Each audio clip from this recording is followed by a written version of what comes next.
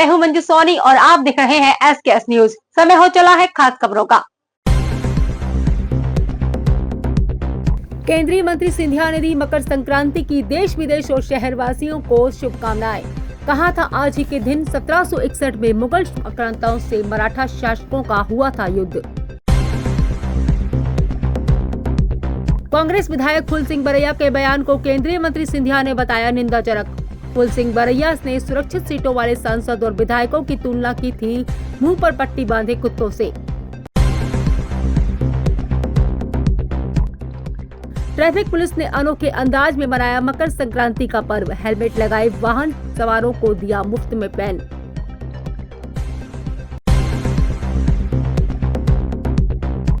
गांजा तस्कर को 5 साल की जेल, 20,000 रुपए का जुर्माना। मुरार पुलिस ने फरवरी 2023 में 8 किलो गांजे के साथ पकड़ा था दोषी युवक। केंद्रीय मंत्री ज्योतिरादित्य सिंधिया ने मकर संक्रांति पर देश, प्रदेश और शहर वासियों को अपनी ओर से शुभकामनाएं दी हैं। उन्होंने व्यापार मेले में ऑटोमोबाइल सेक्टर के लिए 50% रोड टैक्स की छूट को लेकर मुख्यमंत्री के प्रति आभार व्यक्त किया है। वहीं उन्होंने मकर संक्रांति के पर्व को मराठा योद्धाओं की शहादत के लिए याद करने वाला दिन भी बताया है। उन्होंने बताया कि 265 साल पहले 1761 में पानीपत के युद्ध में 1 लाख मराठा सैनिक शहीद हुए थे। इनमें 16 योद्धा सिंधिया परिवार के सदस्य थे। सिर्फ महाजी सिंधिया बेहद लहूलुहान हालत में जिंदा बचे थे, जिन्होंने 10 साल की अथक मेहनत के बाद मराठा योद्धाओं को फिर से इकट्ठा कर अहमद शाह अब्दाली और रोहिल्ला नजीबुल्लाह को वापस अफगान तक खदेड़ दिया था। इसीलिए आज पानीपत के उन शहीद मराठाओं को याद करने का विशेष दिन है। उन्होंने कहा कि मोहम्मद गजनवी ने सोमनाथ मंदिर पर कई बार चढ़ाई की, लेकिन आध्यात्मिक शक्ति से सोमनाथ मंदिर आज भी अपनी गौरव गाथा गा रहा है। उन्होंने व्यापार मेले में ऑटोमोबाइल सेक्टर के लिए वाहन खरीद में 50% रोड टैक्स की छूट को भी बड़ा कदम बताया है और इसके लिए मुख्यमंत्री डॉक्टर मोहन यादव के प्रति आभार जताया है। क्रांति का दिवस सभी ग्वालियर के वासियों को, प्रदेश के वासियों को मैं अपने तहे दिल से मकर संक्रांति के दिवस पर शुभकामनाएं अर्पित करना चाहता हूं। हमारे मराठी में बोल है कि गोड़ गोड़ बोल, मतलब अच्छी अच्छी बातें मकर संक्रांति के दिवस पर होनी चाहिए। अपनी शैली, चरित्र, चाल में सदैव कुछ मूल्यों और सिद्धांतों को हमें अपनाना चाहिए। इसी भाव के साथ मैं अपनी शुभकामनाएं अर्पित करना चाहता हूँ समूचे प्रदेश के वासियों को। आज मकर संक्रांति का दिवस वो दिवस भी है जिस दिवस पर हमें अपने मराठा शहीदों की याद करनी चाहिए। 14 जनवरी मकर संक्रांति के दिवस 1761 पानीपत के किले से सदाशिव भाव और विश्वासराव जी के नेतृत्व में संपूर्ण मराठा फौज ने अहमद शाह अब्दाली और रोहिल्ला नजीबुल्लाह का सामना पानीपत में किया था। हर हर महादेव के नारे के आधार पर उन्होंने माँ भारती की एकता और अखंडता बनाए रखने के लिए विदेशी आक्रांताओं के विरुद्ध भारत की माटी की सौगंध स्पष्ट करने के लिए अपने जीवन का बलिदान दिया और वीर गति प्राप्त की। उन 1 लाख भारत माता के वीरों में 16 सिंधिया परिवार के वंशज भी पूर्ण रूप से उन्होंने अपने जीवन को निछावर करके अपने जीवन का बलिदान दिया और उस क्रांति की राख में से एक ज्वालामुखी के रूप में माजी महाराज उभरे, जो उस रणभूमि में संपूर्ण तरीके से लहूलुहान हो चुके। और यही करिश्मा है भारत माता की कि 10 साल के अंदर जिस मराठा साम्राज्य और सेना को संपूर्ण रूप से पराजित कर दिया, वही मराठा योद्धा उसी राख से उठकर दोबारा सेना खड़े करके अहमद शाह अब्दाली को केवल अफ़गानिस्तान वापस नहीं भेज दिया, लेकिन मुग़लों को भारत में से खदेड़ दिया। और 10 फरवरी 1771, ठीक 10 साल और 1 महीने से कम समय में अटक से कटक और भरूच से प्रयागराज, गुजरात से प्रयागराज अखंड भारत की स्थापना और छत्रपति शिवाजी महाराज के सपने को साकार करने का काम, हिंदवी स्वराज स्थापित करने का काम महाजी महाराज ने किया। आज के दिवस सोमनाथ मंदिर की भी हम याद करते हैं,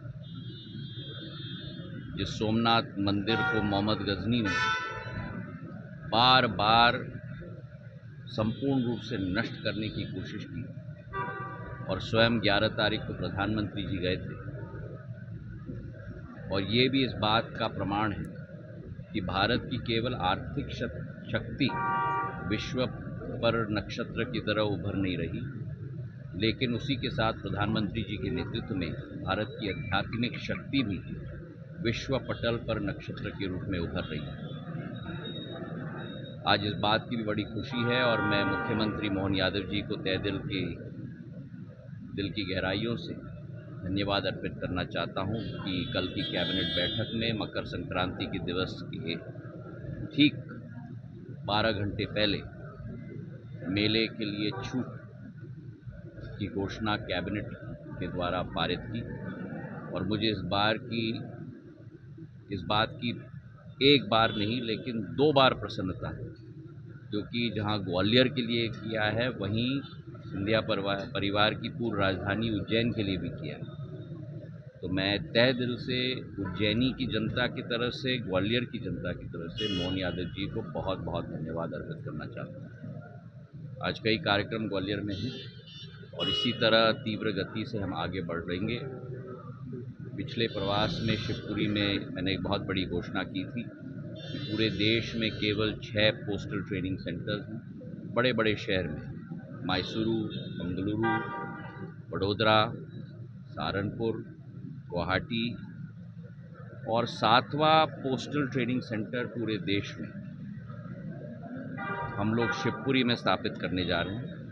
111 करोड़ रुपए की ये योजना होगी, जहां पूरे देश के करीब 2 से 3 हज़ार डाक सेवकों को हर साल प्रशिक्षण दिया जाएगा। मेरे अगले प्रवास पर वहां हम लोग भूमि पूजन करेंगे, और मेरी कोशिश होगी कि 1 साल के अंदर उस पोस्टल ट्रेनिंग सेंटर को हम खड़े करके ग्वालियर, चंबल और मध्य प्रदेश और देश की जनता को हम लोग समर्पित करेंगे। आपका बहुत बहुत धन्यवाद, और आपके द्वारा सभी दर्शकों को भी मकर संक्रांति की बहुत बधाई।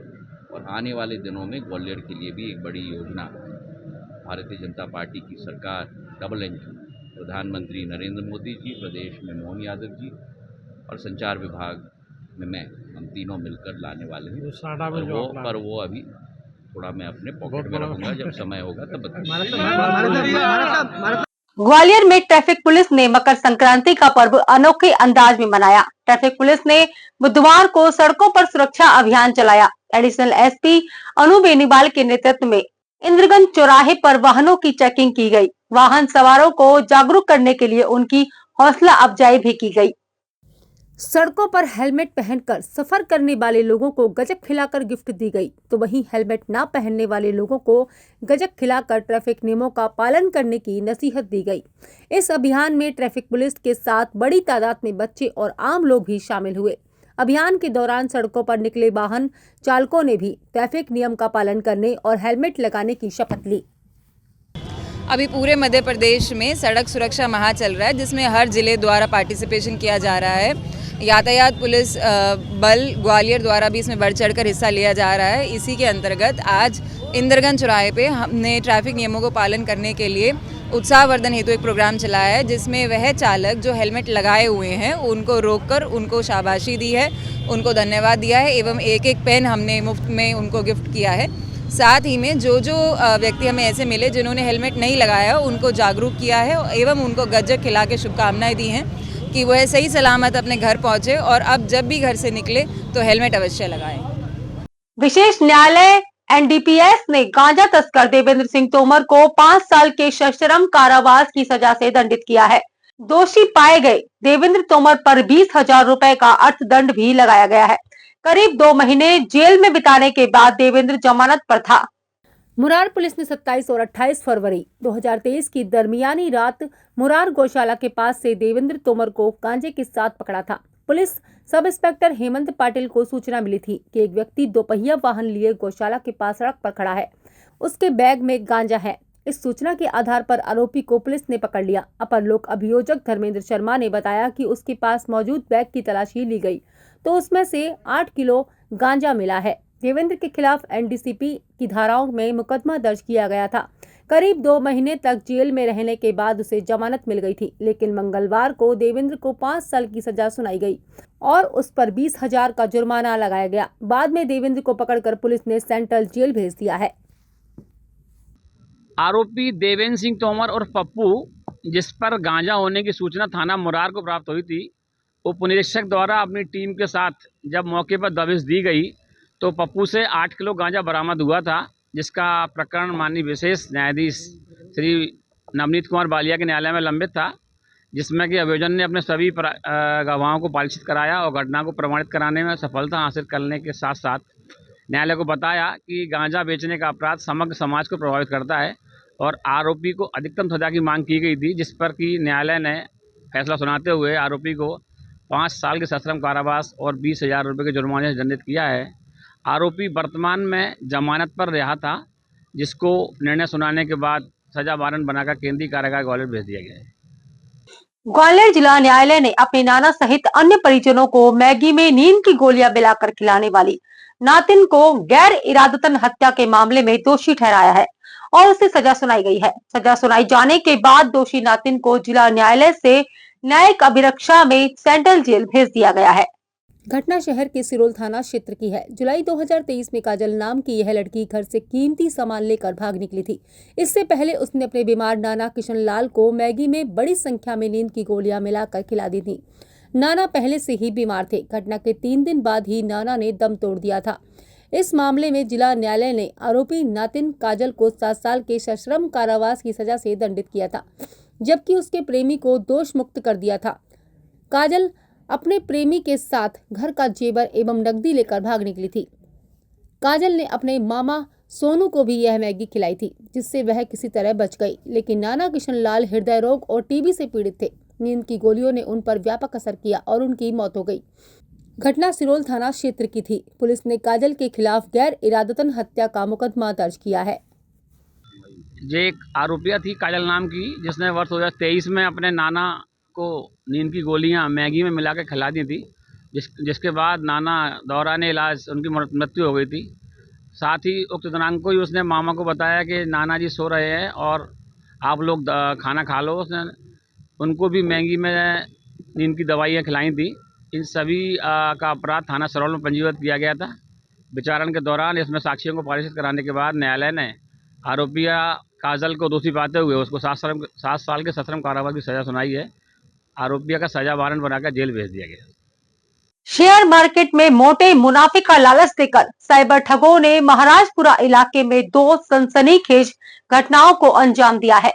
बुजुर्ग राकेश गोले से जहां 17 लाख की ठगी की है, वहीं शताब्दीपुरम के मनोज पांडे से 24 लाख की ठगी की गई है।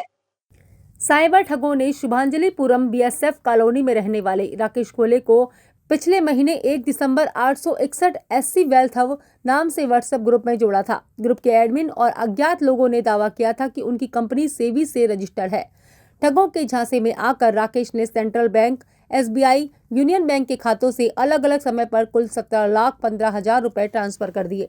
पैसे जमा करने के बाद उनके मोबाइल पर निवेश की रकम 2 करोड़ 26 लाख दिखने लगी। राकेश ने पैसा निकालने की बात कही तो आरोपियों ने पहले 42 लाख रुपए सर्विस शुल्क के जमा करने की शर्त रख दी। ठगों ने राकेश पर लगातार दबाव बनाया, जिससे उन्हें ठगी का एहसास हो गया। इसी तरह दूसरी घटना में मनोज पांडे से 24 लाख रुपए का शेयर मार्केट में मुनाफा बताकर निवेश कराया और निवेश की राशि को कागजों में 12 करोड़ दिखा दिया। रकम निकालने की कोशिश की तो ठगों ने 15% सर्विस चार्ज मांगा। इससे मनोज को भी अपने साथ ठगी का एहसास हुआ। इसके बाद इन लोगों ने महाराजपुरा थाने में इन साइबर ठगों के खिलाफ मुकदमा दर्ज कराया। मनोज पांडे को भी इन ठगों ने पिछले साल अक्टूबर में विजनरी एलिट ग्रुप से जोड़ा था। यहाँ भी ठगों ने अपने आप को सेबी से जुड़ा बताया। पुलिस का कहना है कि मामले की जांच जारी है, जल्द ही खुलासा किया जाएगा। थाना महाराजपुरा क्षेत्र में आज 2 एफआईआर की गई हैं जो अलग अलग साइबर ठगी से संबंधित है। इसमें एक पहली एफआईआर इसमें ये राजेश गोले नामक फरियादी इनके द्वारा लिख रहा है कि इनको एक व्हाट्सएप ग्रुप से जो है जिसका नाम वेल्थ हब करके था, इन्होंने अलग अलग समय पर कुल 17 लाख रुपए उसमें डिपॉजिट किए और इनको बताया कि इनकी राशि जो है बढ़कर 2 करोड़ 26 लाख रुपए हो गई है। जब इनके द्वारा ये राशि निकालनी चाहिए तो उनको कहा गया कि 42 लाख रुपए आप सर्विस टैक्स के जमा करेंगे तब आपको ये राशि मिलेगी। इनको ये समझ में आया कि इनके साथ में फ्रॉड हुआ है, इनके द्वारा एफआईआर दर्ज कराई गई। ऐसे ही एक अन्य मामला है, इसमें ये मनोज पांडे हैं, इनके द्वारा ये प्रकरण पंजीकृत कराया है। ये भी एक व्हाट्सएप ग्रुप से विजनरी एलाइट ग्रुप जो है उससे जुड़े। इन्होंने अलग अलग समय पर कुल 24 लाख रुपए उसमें डिपॉजिट किए और इनको ये बताया कि ये जो राशि बढ़कर 12 करोड़ रुपए हुई है। जब उन्होंने पैसे निकालने चाहे तो उनसे 15% इसका जो है टैक्स की मांग की है तो और उनको पैसा वापस नहीं मिला। इस पर से दोनों मामलों में अलग अलग प्रकरण पंजीबद्ध किए गए, कार्रवाई की जा रही है। ग्वालियर में ड्यूटी खत्म कर लौट रहे कर्मचारी पर मंगलवार देर रात बाइक सवार बदमाशों ने हमला कर दिया। हमले के दौरान एक नकाबपोश बदमाश का चेहरा खुल गया, जिससे पिटने वाले व्यक्ति रामकेश कुशवाहा ने उसे पहचान लिया। उसका आरोप है कि हमला करने वाला उसका पड़ोसी प्रखर शर्मा था, जिसने पुरानी रंजिश पर अपने साथियों के साथ मिलकर हमला किया था। यह पूरी घटना वहां लगे सीसीटीवी कैमरे में कैद हुई है। फरियादी ने इसकी शिकायत थाने में की तो कोई सुनवाई नहीं हुई। तब वो बुधवार दोपहर पुलिस अधीक्षक कार्यालय पहुंचा और न्याय की गुहार लगाई। दरअसल महाराजपुरा थाना क्षेत्र के डीडी नगर निवासी रामकेश कुशवाहा मंगलवार रात 11 बजे अपनी ड्यूटी खत्म कर घर जा रहे थे। तभी बाइक सवार 3 नकाबपोश बदमाशों ने उन्हें रास्ते में रोक लिया और हमला कर दिया। बदमाशों ने पहले उन्हें गाली गलौज करना शुरू किया और फिर मारपीट की। मारपीट के दौरान उनके कई जगह चोटें आईं। रामकेश के साथ हुए इस हमले का सीसीटीवी फुटेज भी सामने आया है, जिसमें बदमाश जमकर मारपीट करते हुए नजर आ रहे हैं। पीड़ित रामकेश कुशवाहा ने बताया कि मारपीट के दौरान एक नकाबपोश बदमाश का चेहरा खुल गया था, जो उसका पड़ोसी प्रखर शर्मा था, जिससे उनकी पुरानी रंजिश चल रही थी। कुछ दिन पहले उसके परिवार वालों ने उसकी बेटी की मिलकर मारपीट की थी। उन्होंने प्रखर के खिलाफ इस मारपीट की शिकायत थाने में की थी। तभी से आरोपी उनके साथ रंजिश पाले हुए थे। हैरानी की बात यह है कि महाराजपुरा थाने ने इस मारपीट को लेकर कोई कार्रवाई नहीं की। तब उसे एसपी ऑफिस जाना पड़ा, जहां वरिष्ठ अधिकारियों ने उसे उचित कार्रवाई का भरोसा दिया है। क्या घटनाक्रम हुआ था? आपके संग कौन ने मारपीट करी? सर उधर 3 लोगों ने स्कूटी से आए और बाइक से सवारों को मैं ड्यूटी से वापस आ रहा था, तभी रास्ते में घेर कर 3 लोगों ने मारा और उधर रोड में पटक दिया। कैमरे में रिकॉर्डिंग भी है और पुलिस पे भी रिकॉर्डिंग निकाल कर महाराजपुरा थाने में दे दिया, लेकिन अभी तक एफआईआर नहीं हुई। जिसमें एक लोग को तो मैं पहचान गया, उसका नाम प्रखर शर्मा है। 2 लोग का वो मुँह बांधे थे कपड़े से, जिसमें उन्हें पहचान नहीं सका। किस बात का विवाद था आपका? पुरानी रंजिश की वजह से। कौन लोग हैं, कहाँ रहते हैं? एक लोग तो उधर ही सी सेक्टर में रहते हैं, उसका नाम प्रखर शर्मा है। वो रिकॉर्डिंग पूरी अभिलाषा क्लास के उधर से पुलिस वालों को महाराजपुरा में लेकर गए हैं वो रिकॉर्डिंग पूरी, और अभी तक एफआईआर नहीं हुई। सर 10 तारीख को मैं गया था, लेकिन बोले कल आना। कल गया तो बोले टीआई साहब नहीं है, शाम को आना। ऐसा मैं इसलिए फिर इधर एसपी साहब से आया कि अभी तक सुनवाई नहीं हुई। लोग धमकी दे रहे हैं बार-बार। एक फरियादी आए थे, आपसे मुलाकात करी है मारपीट के मामले में? एक मारपीट का घटना उन्होंने बताई है। एसपी ऑफिस आए थे, थाना महाराजपुरा का मामला है। रात 11:30 के आसपास इनके साथ में कुछ लड़कों द्वारा मारपीट की गई थी। प्रकरण में निर्देश दिए हैं, प्रकरण की जांच करके इसमें आगामी कार्रवाई करेंगे। अभी के लिए इतना ही। कल फिर मिलेंगे नई खबरों के साथ। तब तक के लिए जुड़े रहें SKS न्यूज के साथ। नमस्कार।